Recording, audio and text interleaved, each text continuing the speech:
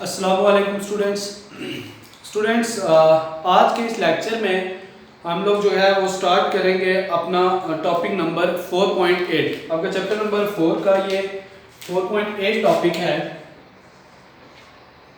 That is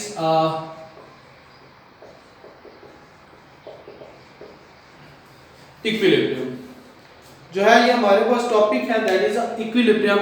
और equilibrium basically हम देखेंगे कि इक्विलिब्रियम है क्या चीज़ है, इक्विलिब्रियम की टाइप्स क्या हैं और इक्विलिब्रियम को अटेन करने के लिए कंडीशंस क्या हैं। ये तीन चीज़ें जो है वो इस टॉपिक के अंदर हम लोग देखेंगे कि इक्विलिब्रियम फर्स्ट ऑफ ऑल है कि इक्विलिब्रियम है क्या चीज़। इक्विलिब्रियम बेसिकली एक जगह के ऊपर चीज़ का जो है वो रहना है, स्टे करना है, यानी कि इस तरह से कि एक कंडीशन में किसी भी बॉडी अगर मूव कर रहा है तो कॉन्स्टेंटली एक ही फोर्स के साथ जो है क्या करे, मूव करता रहे, एक ही स्पीड के साथ, स्पीड अपनी जो है वो चेंज ना करे बॉडी। या अगर रेस्ट के ऊपर है तो बस उसी रेस्ट की हालत में जो है वो बॉडी पड़ा रहे। स्टूडेंट्स देखें इसकी कुछ एग्जांपल्स हम अगर देखते हैं, यानी बुक अगर एक टेबल के ऊपर पड़ी हुई है तो वो तो वहां पे तो वो ऑफ कोर्स एक इक्विलिब्रियम है, कोई उसके ऊपर एक्सटर्नल फोर्स, अगर एक्सटर्नल फोर्स अप्लाई हो रही है तो नेट फोर्स जो होती है वो इज इक्वल टू जीरो होती है। अब बॉडी अगर बुक ले ऑन अ टेबल, मतलब ये है कि बुक टेबल के ऊपर अपना वजन फोर्स लगा रही है और टेबल उसके ऊपर रिएक्शन फोर्स लगा रहा है, दोनों फोर्सेस बिल्कुल सेम है, एक दूसरे को कैंसिल करती हैं और नेट फोर्स क्या होती है, जीरो होती है। तो इस केस को हम कहते हैं कि बॉडी क्या है, इक्विलिब्रियम है। बॉडी तब इक्विलिब्रियम में होता है जब उसके ऊपर एक्ट करने वाली जो नेट फोर्स होती है that will be equal to zero. तो an object is said to be in equilibrium if its state of rest or uniform motion remains unchanged। पहली डेफिनेशन इसकी हम करते हैं, स्टेट ऑफ रेस्ट और यूनिफॉर्म मोशन रिमेन अनचेंज्ड। ठीक है, body के अंदर क्या होता है कि या तो बॉडी रेस्ट में हो और रेस्ट में ही रहे, और या वो मूव कर रहा हो यूनिफॉर्म मोशन के साथ। यूनिफॉर्म मोशन मतलब क्या है कि आपके पास क्या हो, कांस्टेंट स्पीड के साथ जो है बॉडी क्या करे, मूव कर रहा हो। तो इस तरह का जो बॉडी होता है that is said to be in equilibrium. दूसरी बात यह है कि body is said to be equilibrium if the body under the action of several forces, कि आपके पास body if the body under the action of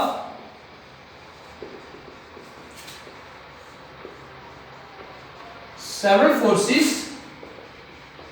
कि अब बॉडी जो है बहुत सारी उसके ऊपर जो है फोर्सेस अगर में भी एक से तो ऑफ कोर्स ज्यादा होंगे, सेवरल 2 4 6 8 10 3 मतलब कुछ भी हो, बट नंबर ऑफ फोर्सेस उसके ऊपर अमल कर रही हूं doesn't change its state of its rotational or its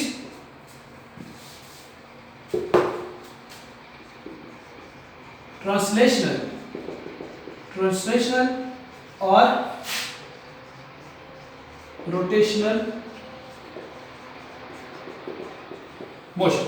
दो डेफिनेशन है, एक तो ये कि बॉडी अगर स्टेट ऑफ रेस्ट में है तो रेस्ट में रहे, और अगर यूनिफॉर्म मोशन है उसकी, यानी या कांस्टेंट स्पीड के साथ मूव कर रहा है तो उसी कांस्टेंट स्पीड के साथ मूव करता रहे तो body said to be in equilibrium.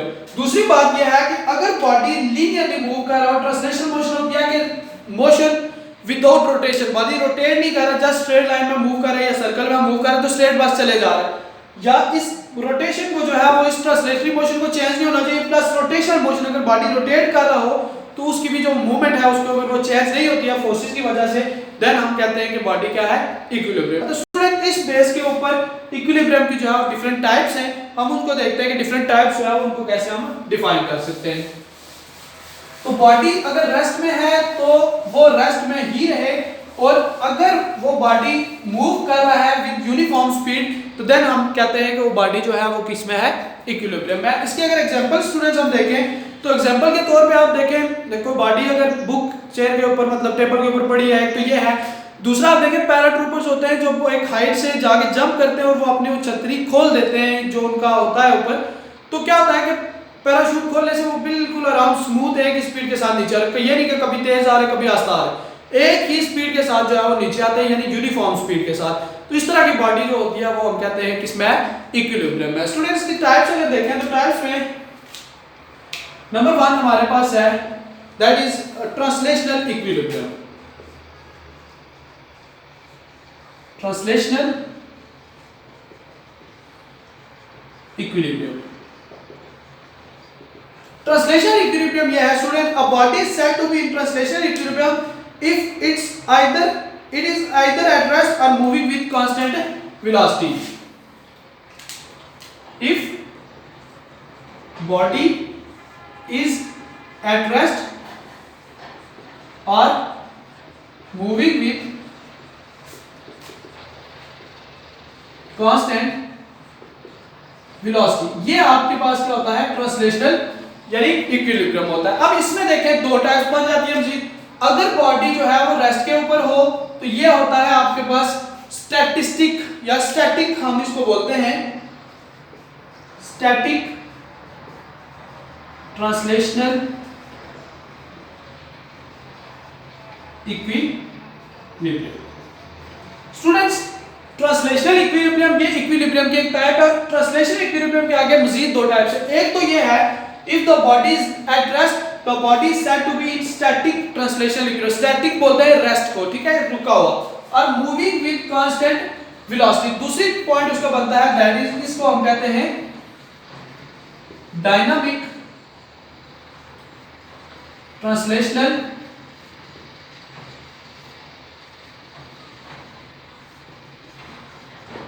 Equilibrium. Students equilibrium की टाइप है ट्रांसलेशनल इक्विलिब्रियम, और ट्रांसलेशनल इक्विलिब्रियम के आगे मजीद दो टाइप्स हैं।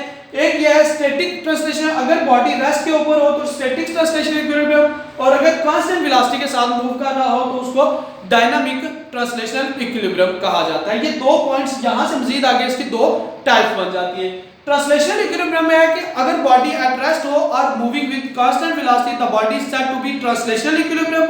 If the body is at rest then the body is said to be in static translational equilibrium, and if the body is moving with constant velocity that is said to be in dynamic translational equilibrium। ठीक है students, इसी के साथ दूसरी type है हमारे पास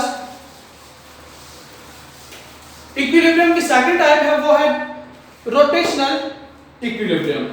number 2 rotational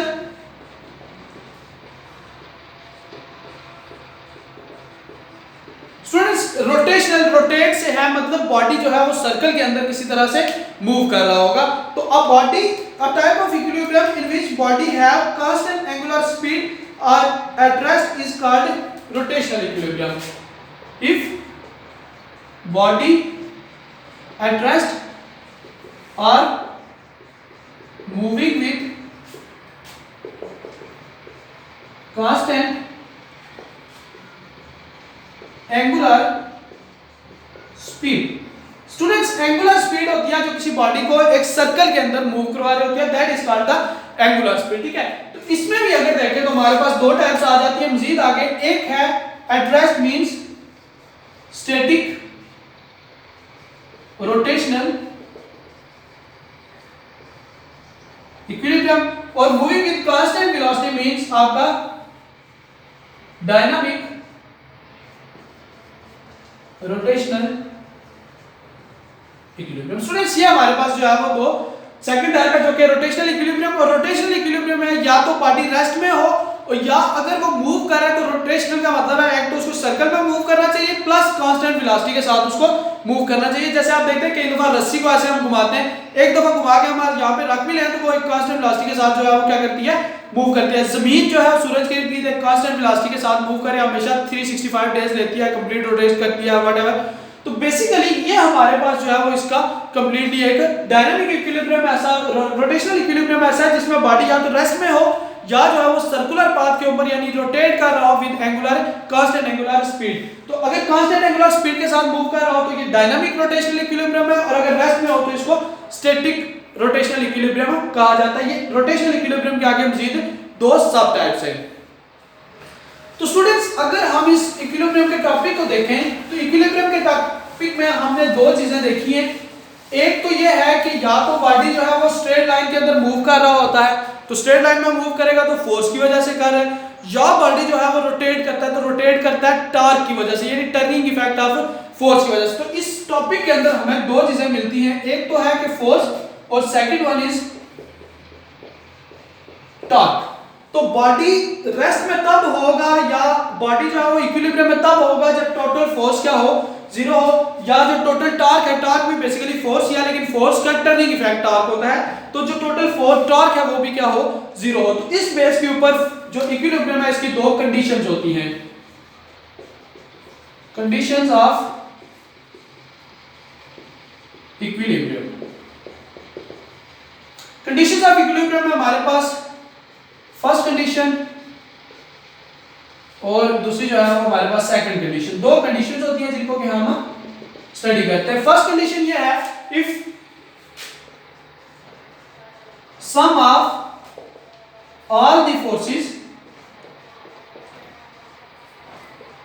acting on a body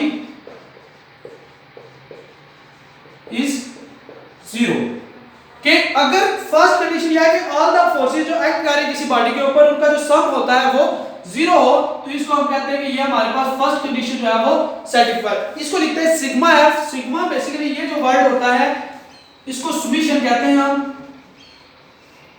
summation मतलब इसका मतलब होता है सम, तो ये है sum of all the forces equal to zero. अगर किसी बॉडी के ऊपर फोर्सेस एक्ट कर रही हो और उनके जो फोर्सेस का टोटल सम है वो इक्वल टू जीरो हो, तो हम कहते हैं कि फर्स्ट कंडीशन जो है वो सेटिस्फाई हो रही है। और सेकंड कंडीशन ये है कि अगर आपके पास टोटल जो टॉर्क है बॉडी के ऊपर, यानी कि second condition vector sum of all the torques, ठीक है। दूसरी चीज sum of all the torques equal to zero, means आपके पास सिग्मा टॉर्क इक्वल टू जो है वो क्या हो, जीरो। अगर sum of all the forces zero हो तो इसको फर्स्ट कंडीशन कहते हैं, sum of all the torques जो है इज इक्वल टू जीरो हो तो इसको जो है वो सेकंड कंडीशन ऑफ इक्विलिब्रियम कहते हैं। स्टूडेंट्स हो ये सकता है कि ये sum of all the forces zero हो सकता है, बस कैसे, आपके पास कोई बॉडी है इस तरह से, ये फोर्स यहां से लग रही है, ये यहां से, दोनों का अगर सम करें, ये 10 न्यूटन एक डायरेक्शन में, ये 10 न्यूटन दूसरी डायरेक्शन में, तो सम करेंगे तो एक की डायरेक्शन ये है दूसरी की ये है, तो ये दोनों आपस में एक कैंसिल होके सिग्मा एफ जो है वो इज इक्वल टू क्या हो जाएगा, जीरो। लेकिन स्टूडेंट यहां पे फोर्स लगाने से बॉडी क्या करेगा, रोटेट करने लग जाएगा। यानी फर्स्ट कंडीशन कंप्लीट होने का मतलब ये नहीं है कि बॉडी बस ठीक है जी इक्विलिब्रियम में आ गए, क्योंकि उसमें रोटेशन शुरू हो जाती है। तो इक्विलिब्रियम होने के लिए दोनों कंडीशन, सम ऑफ फोर्सेस भी जीरो होना चाहिए और सम ऑफ एक्टिंग टॉर्क्स भी क्या होना चाहिए, जीरो होना चाहिए। फोर्सेस जो है वो हमने देख ली, टॉर्क भी दो तरह के होते हैं हमारे पास, यहां से क्लॉकवाइज टॉर्क और ये जो है वो एंटी क्लॉकवाइज टॉर्क, ये दोनों भी क्या होना चाहिए हमारे पास, जीरो होना चाहिए, ठीक है। तो ये हमारे पास जो है वो कंडीशंस ऑफ इक्विलिब्रियम है। तो स्टूडेंट्स कंडीशंस ऑफ इक्विलिब्रियम की बेस पे भी हम डिफाइन कर सकते हैं इक्विलिब्रियम की डिफरेंट टाइप्स को, जो कि हमने अभी पढ़ी है। तो अगर हमारे पास इफ फर्स्ट कंडीशन सेटिस्फाइज, अगर फर्स्ट कंडीशन सेटिस्फाई हो तो इस तरह का जो इक्विलिब्रियम होता है उसको ट्रांसलेशनल इक्विलिब्रियम कहते हैं,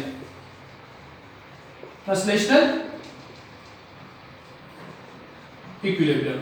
अगर जो है इफ सेकंड कंडीशन सेटिस्फाइज और सेटिस्फाइड, इसको हम जो है वो रोटेशनल इक्विलिब्रियम कहते हैं। और इफ बोथ कंडीशंस सेटिस्फाइड, इसको हम जो है वो कंप्लीट इक्विलिब्रियम कहते हैं, ठीक है। तो इसको जो है वो कंप्लीट इक्विलिब्रियम कहा जाता है। Both the conditions are satisfied and body is arised, it is said to be static equilibrium. और ये अगर हमारे पास दोनों कंडीशन सेटिस्फाई हो, if both condition satisfied and body at rest में भी हो, तो इसको जो है वो हम स्टैटिक इक्विलिब्रियम कहते हैं। और अगर दोनों कंडीशन सेटिस्फाई हो और body moving with constant velocity, तो इसको जो है वो डायनामिक इक्विलिब्रियम कहते हैं, ठीक है जी। तो ये कुछ 4 टाइप्स हैं। अगर आपके पास फर्स्ट कंडीशन सेटिस्फाई है तो body is said to be in thermal translational equilibrium. If second condition is satisfied, body is said to be in dynamic equilibrium. If both the conditions are satisfied and body is at rest, then it is said to be static equilibrium. And if both the condition is satisfied and body is moving with constant velocity, it is said to be dynamic equilibrium. तो students in short हमारे पास दोनों conditions के satisfy होने के लिए force और torque का जो है वो सम वो जीरो होना चाहिए। Sum of all the forces भी zero, sum of all the torques भी क्या होना चाहिए, जीरो होना चाहिए। Then body is said to be in equilibrium. तो ये स्टूडेंट्स इक्विलिब्रियम का टॉपिक था जिसमें हमने इक्विलिब्रियम की डेफिनेशन की, उसकी टाइप्स देखी, रेस्ट के साथ टाइप्स कैसे चेंज होती हैं और वेलोसिटी मूविंग कांस्टेंट वेलोसिटी के साथ उनकी टाइप्स देखी। देन हमने फर्स्ट एंड सेकंड कंडीशन को देखा और उन कंडीशन के सेटिस्फाई होने पे हम किस तरह से इक्विलिब्रियम को डिफाइन कर सकते हैं वो हमने जो है वो इसमें स्टडी किया। बुक में ये थ्योरेटिकली भी मौजूद भी है चीजें। इसके साथ टॉपिक है स्टूडेंट 4.9। 4.9 है स्टेबिलिटी। स्टेबिलिटी जो है वो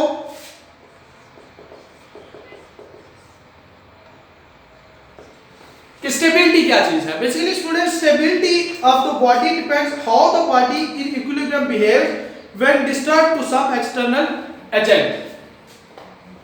हाउ द बॉडी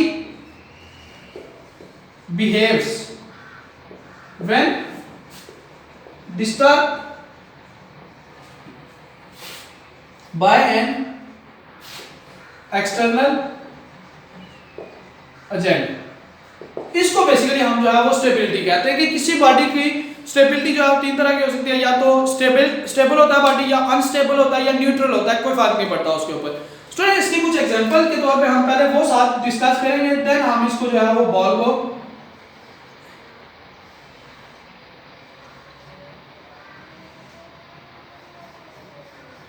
ये कुछ डायग्राम्स मैंने बनाई है, इनकी बेस के ऊपर हम इसकी 3 टाइप्स को देखेंगे।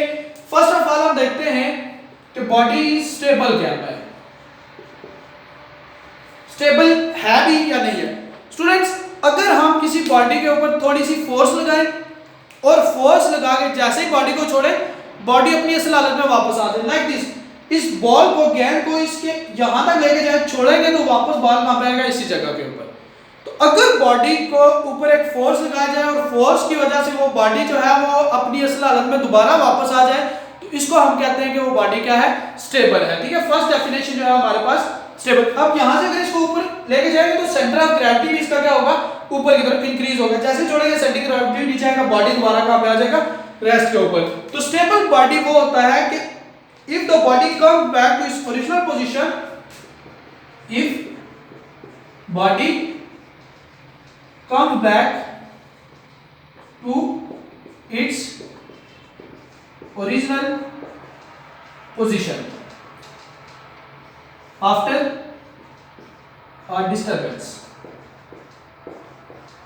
अगर थोड़ी से डिस्टर्ब करते हैं आप इक्विलिब्रियम में से बॉडी को, और आप जैसे वो डिस्टर्बेंस रिमूव कर देते हैं, बॉडी क्या करता है, अपनी असल हालत में वापस आ जाता है। That body is said to be in stable form, और body is said to be stable. जब बॉडी स्टेबल होता है तो इसमें जो सेंटर ग्रेविटी जो होता है, याद रखेंगे सेंटर ऑफ ग्रेविटी राइज, ठीक है। सेंटर ऑफ ग्रेविटी क्या होता है, इसमें इंक्रीज होता है। यहां से जितना ऊपर लेके जाए सेंटर ऑफ ग्रेविटी क्या होगा, इंक्रीज होता रहेगा। दूसरा पॉइंट स्टूडेंट्स यह है कि अनस्टेबल। सेकंड वन इज, अब अनस्टेबल क्या है स्टूडेंट्स, कि अब if body does not come back to its original shape, if body does not come back to original position।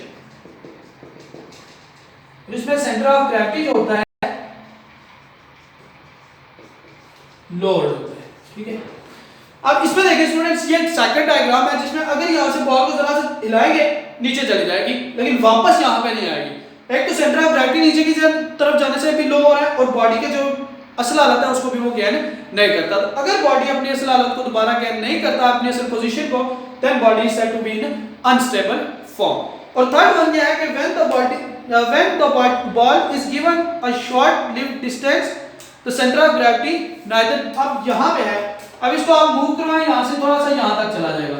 Centre of gravity यहां पे भी सेम है, यहां पे भी सेंटर ऑफ ग्रेविटी अगर सेम रहे, if centre of gravity neither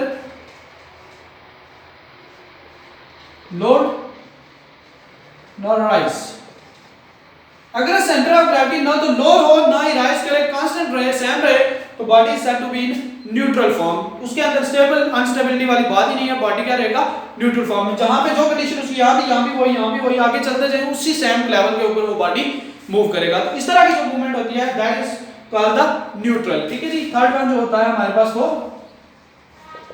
neutral body होता है। तो स्टूडेंट्स अक्सर टॉयज बनाए जाते हैं ऐसे जो कि जैसे आप थोड़ा सा हिलाएं वापस अपनी असल हालत में आ जाते हैं, तो उसके लिए ये किया जाता है कि उनका हमेशा जो सेंटर ऑफ ग्रेविटी होता है वो हमेशा राइज होता है, जैसे आप छोड़ेंगे वो डाउन आ जाएगा। असल में उनका जो पॉइंट होता है पिवट यानी पॉइंट ऑफ रोटेशन जो होता है वो हमेशा लोअर देन द बॉडी। आपकी बुक के ऊपर एक फिगर बनी है जिसमें एक फिंगर के ऊपर स्टूडेंट एक जो खिलौना है टॉय उसको यहाँ पे डाउन रखे, तो पिवट जो है वो सेंटर वो खिलौने से नीचे है। इसका मतलब है कि उसका जैसे ही आप हिलाएंगे तो सेंटर ऑफ ग्रेविटी क्या होगा, इंक्रीज होगा। इंक्रीज होने के बाद बॉडी जो है वो स्टेबल हालत में वापस आ जाता है। तो स्टेबल हालत में बॉडीज को रखने के लिए क्या किया जाता है, सेंटर ऑफ ग्रेविटी हमेशा ऐसी पोजीशन में उसकी जो पॉइंट ऑफ रोटेशन है ऐसा रखा जाता है कि वो हमेशा सेंटर ऑफ ग्रेविटी वहां पे राइज हो, देन बॉडी जो अपनी असल हालत को वापस गेन कर लेते हैं। तो स्टूडेंट्स ये बेसिकली हमारा टॉपिक था जिसमें कि हमने स्टेबिलिटी देखी और स्टेबिलिटी की डिफरेंट 3 टाइप्स को देखा है।